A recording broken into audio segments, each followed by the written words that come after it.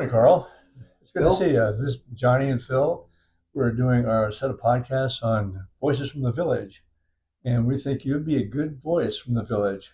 Well, it's To- great to be here. I'm uh, honored. yeah, I'm really glad you're here. The whole purpose of these podcasts is to get people from the community to talk about what they see going on, what kind of things they see as challenges, what kind of things they see in a positive way. And with your representation of the Upper County, we think you have a really unique way of looking at things. Well, I'm happy to share. Thank you for having me. So our podcast is we're here in Ellensburg. We're in Phil's house in Ellensburg, but we intend to have this conversation about our county. And so when we think about community, we thinking about your community of Cleveland, but also about our large community of the Kittitas County. One of the things that we love to do is, of course, to further join our county, so that we don't have an upper and a lower, but rather a county. So be thinking about that as we ask these questions. The first question that we're going to ask you is, what inspires you most about our community and about the community of Cleon, and how can we build on that inspiration to create positive change? Great. Well, I'll just say a little bit about what I do. You know, almost 2 years now, I've been writing for the North Kittitas County Tribune, and something I had not seen coming, but it's been an amazing opportunity. And one of the things I like to share from the experience is how connected this community really is. What I do a lot is tell the stories of the people that live here, the people that are contributing, that volunteer, and it's really impressed me how this community, where Upper County is, I think you're correct that there is this separation in the Upper County in terms of history and its geography. I mean, you have forested land up there, and so their history is railroad in Cle Elum. Roslyn is coal mining, and you have timber. So you have these diverse communities up there that share a connected history.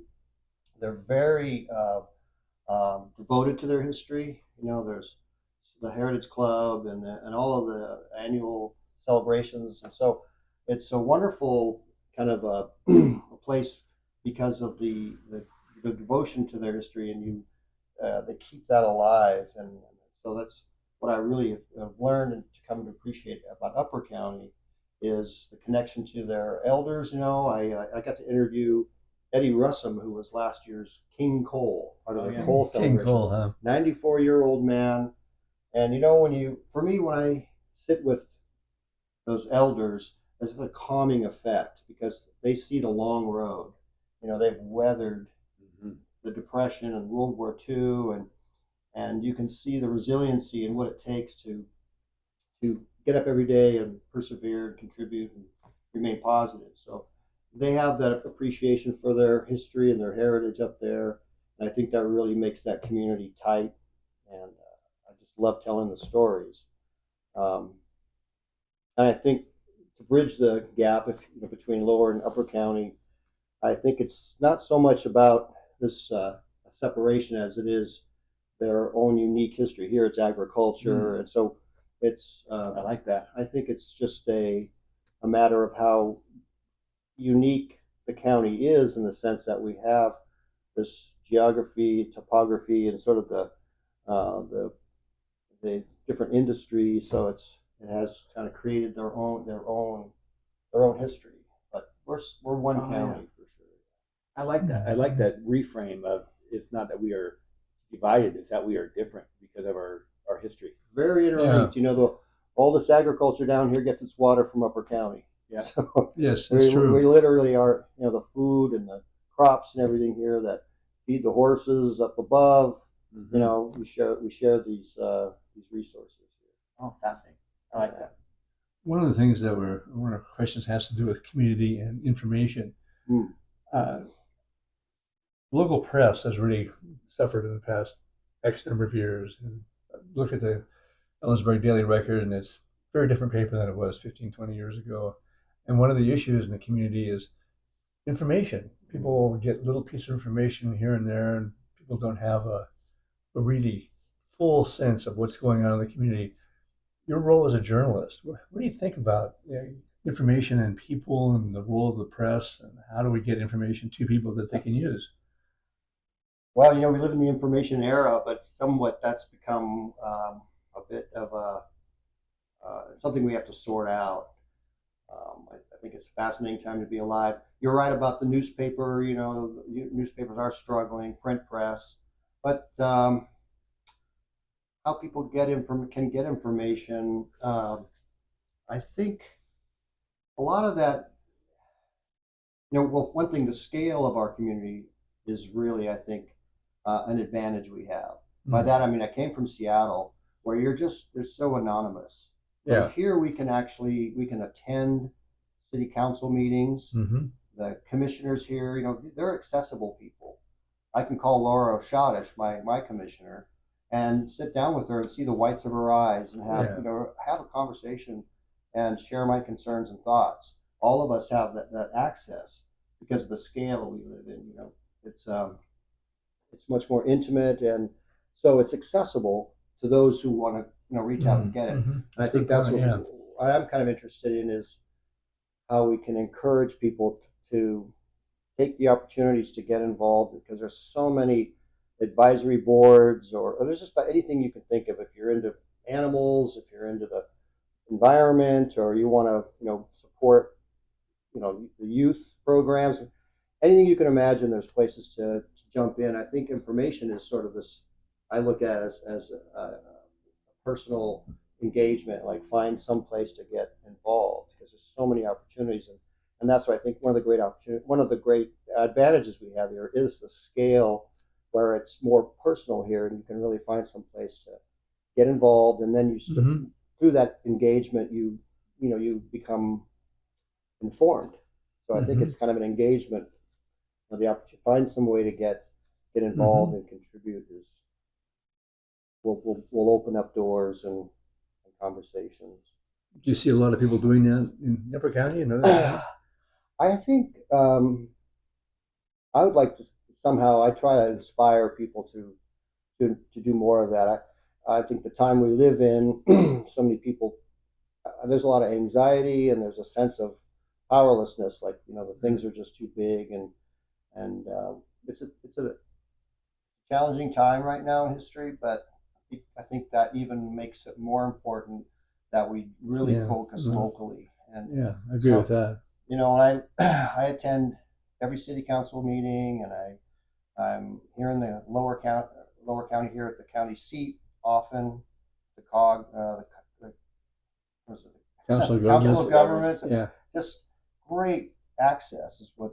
So, and I want to inspire people to sort of know that there's all of these opportunities. They have just a list on their county website of advisory boards and commissions and places to get involved and be a part of contributing to the future and the vision that we have, for the county here. So that's kind of something I try to use in my articles when I have the opportunity, is to amplify what people are doing, and just how the opportunities that we have are abundant to be involved.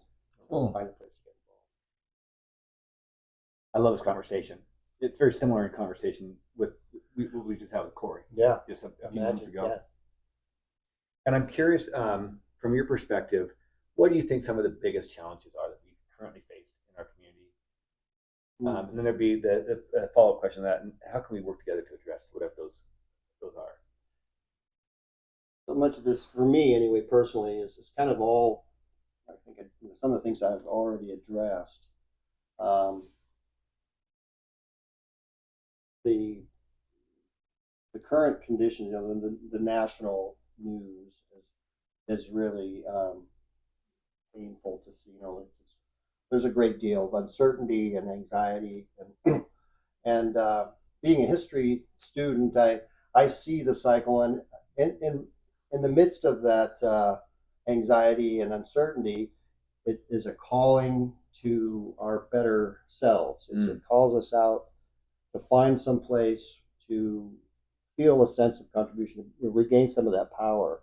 And so I think the question of the challenge, I think, is kind of, we have to deal with the addiction to social media, or anti-social media. Yeah, for Mhm. sure. There's a real problem with that. I have had to work real hard to get off my phone. To be honest, I think it's Me too. We all so. struggle. Yeah, so I think the challenge is a personal one. I think the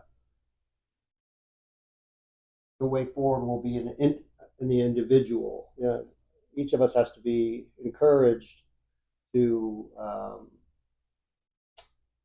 find our better selves, our better natures, and our the courage and the imagination to see that there is that this is a time of change and a course correction.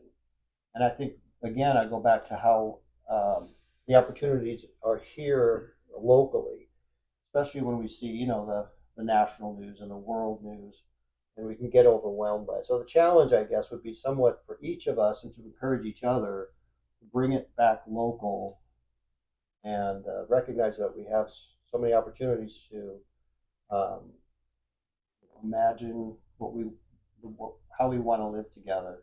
So the challenge is kind of on an individual basis. I have to find find my way out of that social media trap. Get off my phone and get with my neighbors and find local ways to connect. That would be a Yeah. I think that would show some good results. I like the whole idea of you suggesting we take more personal responsibility for solving the issues and for getting involved. Personal responsibility. There's a lot of polarization, and it seems like taking the responsibility to get past that ourselves is something that'd be really helpful to do. Do you see much polarization in your Well, work? Phil, it was interesting. I know you and I were in attendance at the Braver Angels Right. workshop, which was I think the title of that was depolarizing Yeah, ourselves. exactly. And yeah, it is and that's where the power is sort of is like that's what's um, the way forward is for each of us to recognize the choices that we have. In a world we have really little effect. The one thing I do have control over is my own conduct, Mm-hmm. and Yeah. how I just choose to interact with my neighbors and how I conduct myself. That's pretty much all I really have any control over. Mm-hmm. And I think that's the breakthrough to break the spell of this powerlessness that people are feeling today. It's understandable. The anxiety and the fear is understandable. It's valid, but to bring our focus right back here because there's so many opportunities to connect and find some place to contribute. I think no man that finds some place to give of himself is poor. There's no Yeah. there's no poor man that doesn't have something to give. I'm trying to come up with the right way to say, but yeah, to discover our own. Everybody has something to give. Everybody has something. We all came here with something, and so finding that from and finding some place to contribute is an enormous salve for this difficult time. I think right now. I like your use of words. Salve. I mean, you don't hear that word very often. Yeah. Earlier, you used the word courage. Yeah. You're talking about courage, and that we need to find our courage so that we can share our voices. And then just little bit after that, you mentioned the word encourage, and I don't know why, but for the way you said it, really connected this idea that when we encourage someone, we are giving them courage. We are lifting their courage. We are building their courage. And so it feels like one of the things social media is a big part of the challenges that we face, I think, in society. You mentioned the end social media, and I certainly don't see a lot of encouragement on social media. By the way, I've removed social media from my phone. I don't have it on my phone anymore. It's been good. It's been good for me because I found myself picking up my phone, looking at my phone, picking up my phone, and immediately going to my Facebook notifications. I got off Facebook opening them. Yeah, it's a trap. It's a trap, and I hope that our listeners will soon understand that it's a trap as they are making their progress towards being courageous. And so I'd love it if you could talk a little bit more about maybe some examples you've seen of people being courageous in your community. You mentioned interviewing the 94-year-old King Cole. I suspect he has plenty of courage that he may have shared with you. And I'm curious if you could talk about courage. It's not on script, but I'm just curious if you could talk about what you've noticed about people being courageous. Good question. Well, I think courage is something that we also give. I like that you connected those two. I guess it goes back to what kind of my working premise for myself is that we all agreed to come here, and this is kind of my spiritual working premise is that all of us came here, and Earth is a place where we forgot who we were when we were born. It's like amnesia, and really what we're here to do is remember who we are. That we're not really this. That there's a spiritual self, and you came here to discover that, and so did you. And so I see I've learned this through a lot of work, but maybe I'm trying to come at this how courage fits into it, because discovering yourself is sort of an unraveling of a self that we constructed. We had infants, and we were the world got a hold of us, and we learned right away it's conditional here, and certain things were rewarded and certain things are not. And so we built this kind of persona, this apparatus, and eventually the second half of life it becomes kind of burdensome when something isn't working. And then there's the whole process of really reclaiming the essential self, the truth of us, and to thy own self be true. And I think it takes courage and a lot of support from each other and with each other to recognize that that's really, really the important work that we do here in this life, is to discover the truth of who we are, come to some peace with that. And it's work. There's a lot of baggage and things that get built that we're attached to that don't serve us. So it takes some courage, and it takes help from each other. We have to encourage each other, and that's kind of now 66 years old. I'm really pleased that I'm making this transition consciously for the first time instead of just trying to survive. And now I just want that for other people too. So it's the courage to do your own work, and then when you have the opportunity and you see a brother or sister suffering, you help remind them who they are. That's what we're here. I like that a lot. That's really cool. I love this conversation. Yeah. It reminds me that we, from my perspective and from my experience, we come from love.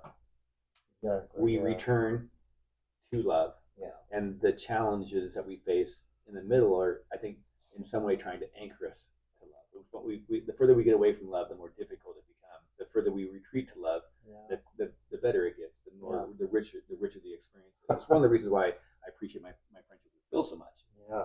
Phil is a very open-hearted, loving man, and I appreciate that about Phil because he teaches me how to be more open-hearted and how to be more loving. And since we're doing that one of the things that we do is the basic goal is to make people's lives better through any individual interaction. That you and I talk, you feel better after the interaction, and then just make that from that one individual relationship and interaction, it grows from there. We just help each other and make each other's lives better. I appreciate you bringing up love, Johnny. It's a funny word. Anytime you throw love out, you're all of a sudden you're just kind of people roll their eyes, and it's sort of a Hallmark movie all of a sudden. But really, and I think in reality, there's nothing that can the most powerful force I think there is. Agreed. And you can also say love is the seed that makes that everything, if you want to call it love or you want to just call it the life force. And it always inspired me. Nature. I grew up in Alaska as a child, and whatever chaos was going on in my life at the time, I could go out into the woods and just sense the myriad of species, from the trees and the bees and the birds and the bugs and the moose and everything were, it was perfect harmony. And somehow, even as a little kid, I knew that this harmony was available to me as well, and that we could find a way to just live within the design of this place. And I was always inspired by how all of us were once a seed, and everything alive was once a seed. And somehow imprinted in that seed was to go forth and bear fruit. So that's the greatest force, and if you want to call that love or the life force, um, it's the one I grab onto. Its counterpart is the survival instinct. You know, we have to stay alive, obviously, Yes. Sure. but to live just to survive can often counteract the life force. Sometimes I have to take risks and go into risky places, kind of extend myself, and the part of me that wants to stay safe will run into that, run up against that. So that's kind of the courage thing too, is to recognize that I want to ally myself with the life force. So that's my primary, not just to survive, um, because that is the greatest force, is to go forth and bear fruit. Just think about that. That's imprinted in each of us. So I have an ally there. I have this greatest force in the universe behind me. Mm-hmm. So I can take these steps. And in fact, if I don't take that step, I'm working counter to what this was all about. So I've learned, again, it took a long time, but courage is to embrace that life force and say, I'm going to be all right, because this is what I meant to do. I meant to thrive. The universe is always conspiring in our favor. It's a yes universe. Yeah. Yeah. If I make Both of us are optimists in the same way. Yeah. It doesn't mean it's not going to be a bumpy ride or Right. kind of terrifying at times, but what else would you want, right? We've diverged a little bit. Yeah. We Go did. ahead. I was going to bring us back a little bit. We have diverged in a we've very diverged, cool but way. What I a like cool I like it a conversation. lot. I love it. Our final I do question too. has to do with, how do we know we're doing better? And how do we know it's working? One of the things that through these podcasts we'd like to be able to do is have it improve people's lives in the county. And you see it, obviously. What do you see as being evidence that it is working, that people are coming together, that people's lives are being made better? Yeah. Anything you can identify there? That question, and I appreciate that you forwarded it to me, because that one was the one I kind of had to think about the most. Because what I feel like, we're in a revolutionary time, but we think of revolutions, they're usually this collective mass movement. But I think this revolution is a revolution of individuals. It's the work of each of us, recognizing our autonomy and that we have the power to choose things in our lives. So I guess the success would be measured by recognizing the people that you meet, seeing the success in their expression of their love, their expression of shared commitment. So it's going to be the success will be the growing number of people that are striving to find their expression and their gift and what it is they have to share, and the power that comes from that. So we can encourage that. I just think the only measurement will be how many people you run into that are smiling. Yeah, that's a great. I love that Are idea. kind, and when we smile, don't underestimate the power of a smile. Who hasn't walked down the sidewalk on a gloomy day, and you just look up and the person walking toward you gives you a smile? Right. And I've just almost turned around, like, Yeah. It's powerful. So It's powerful. I think the more of us that are smiling will be indication that we're seeing some success. I like that as a measure. Yeah. Number of smiles you see in a given smiling day. and kind. Yeah, the encouraging gestures, the shared acknowledgement of one another, that we are brothers and sisters trying to do some big work here, just to find our Yeah, I like that a lot. relationship to ourselves. So, yeah. I think that's all I could come up with. It's a big question. I would like to live in a world where I'd see more smiles personally. I'd call that a It's a really cool conversation, Carl. I really appreciated it. I definitely feel like this is not your only time on our podcast. There's definitely some ideas I would like to follow up on. my pleasure. Not related to the questions that we provided for you today. You're so generous in providing your insights. Is there another person that you can think of in your community? And when I say your community, I'm thinking maybe Upper County, Mm-hmm. even though Lower County is available for you too. But you just know the Upper County so well. That might be a counterpart to you. That might have a different viewpoint about life, and that is, and you respect highly. That could be also interesting for people to hear from on our podcast. Counterparts.